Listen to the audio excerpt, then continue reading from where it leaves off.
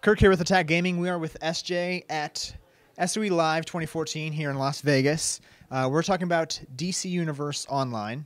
And first up, we'll just talk about a couple of the last year at SOE Live. You announced a lot of things that were changing. So we just had a keynote, and you talked about all the different changes. What were some of the biggest changes to you that happened over the last year? I think Armories really changed the way people play.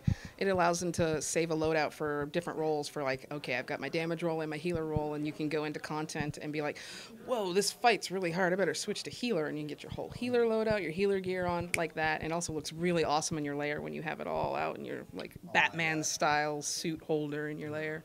And that's something players had been asking for a while. Yeah, they're like, we'd really like to display our stuff. And people are like, we'd really like to be able to switch on the fly. And we're like, why don't we do both? Bam. Novel idea. Put it together. Okay, so what's coming up next for DC Universe Online? Splitting DLC into parts. Kind of tell us about why that is and kind of how that works. It allows us to release content essentially constantly, like every month or so we can have, well, now we have a bunch of new alerts and raids to do, or now we have some new legends, or now we have like we just talked about the new movement mode variant, which is Skimming, which is coming very soon, by the way. That'll be out there for players to test not too long from now. And it allows us to pick and choose whatever Legends characters we want to do. It's no longer like, okay, so we're doing Magic DLC. What Magic Legends can we do? Now we can do a Magic DLC or a War of the Light DLC, and we can go, you know what, people want the Flash. Let's do the Flash. So instead of having to wait for certain time periods, put everything together, it's like, hey, let's throw this, it's ready. Yeah, we don't have to wait for everything else. Exactly. We don't have to wait to do an entire DLC around Flash. Not that that wouldn't be awesome. We don't have to wait. We can do it now. We can get that Flash in there fighting Batman in those Legend simulators right away. And you just talked about the Skimming, which is it's a variant on flying. It's not flying.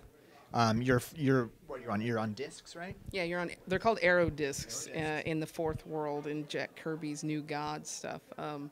And it's got a really unique animation. It's kind of like a hovering foot thing, and like Jens was describing, it allows a really cool looking combat animation. Oh, it's so awesome! We're just waiting for people to see that. They're gonna flip out. It's awesome. Because you're doing combat, you're not plastered to the ground. I mean, it's moving around. Yeah, it's very, very fluid. It's gorgeous. Was that tough to develop? We did have to do some work on that, both on the engineering side, and we had a couple of animators who went through and did complete new animations for almost everything. There's a few things that were like, yeah, that'll work, but other times we're like, nope, that's got to look cooler than that. We got to do better than that, because otherwise you just look like you're flying with discs strapped to your feet. Yeah, which is not the same. Not exactly. And then you talked about new legends. There's quite a few. I had to write them down. Kyle Rayner, Guy Gardner. There's Green Arrow. Deathstroke, Shazam, Flash, all these are coming. Do you have dates set up, or is it kind of just these are the next ones coming? Those are the guys it's still flexible, but those are the guys who are coming out throughout next year. Kyle's coming out very soon. Kyle Rayner, the Blue Lantern version of him. And Jens kind of gave it in a rough order. Kyle's coming soon. Guy Gardner will be soon. And then Green Arrow and Deathstroke will be soon after that. And then it might shift around. But they'll all be out hopefully, unless things change, by the time SOE Live next year. Maybe trickling in towards the end of the year. And then you also talked about Legends PvE, so you'll be able to play as Legends. That sounds cool, right? Yeah, that's something we've often wondered about. How can we do that? We would like to do that. And we started experimenting with it in these iconic solo instances that we would do. Like in the Amazon Fury Part 1 DLC, you could play as Circe, and it would tell you the backstory of how this war started. And you could play as Wonder Woman using her shield and her lasso of truth. And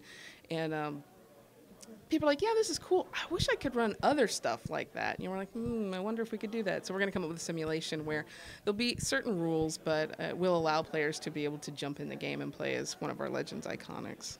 Speaking of the part twos of the trilogies are coming up. Tell us a little bit about those. Really excited. We're getting, as I'm lead writer on the project as well, and it makes me really excited to be able to tell a 3-act structure. I can have the setup of part 1 and that like, what is this going on? And then in the second part we can really get into the confrontation, and then we can actually have time to do a really honest climax and resolution at the end. And Does that answer your question? Yeah. And then was there anything else that's coming for DC Universe Online that I didn't quite ask? So one thing I do want to talk about is I am so excited about the new UI. It is just when I sneak into those meetings as they're designing them, Jesse Scott, one of our systems designers, working with the UI teams and engineering to redesign it. And it's not just like a plaster over a new looking thing. We're optimizing the performance. It's going to be a significant improvement, especially on PS3. And it's going to look really clean, and we're going to actually shift around things like players go to this screen more than other screen. And what's really exciting is very, very soon in the next coming weeks, we're going to release basically a vertical slice, like one screen, and we're going to show the community in a work in progress thread on our forums and allow them to give feedback. Well, we like that, but what's this, And we're really excited to get feedback from them about it. Yeah, that's what's great about SOE. You guys take players' feedback in all the games, but especially something like DC Universe Online. You're always asking, is this cool? Do you want to see this? What should we do next? Yeah, working with the community is one of our primary goals, and having that transparency and like, here's what we're doing. Is this what you were thinking? Because this is what we were thinking, and then we can meet in the middle. Change it if you want. Yeah, and we can meet in the middle where we feel good about it and they feel good about it.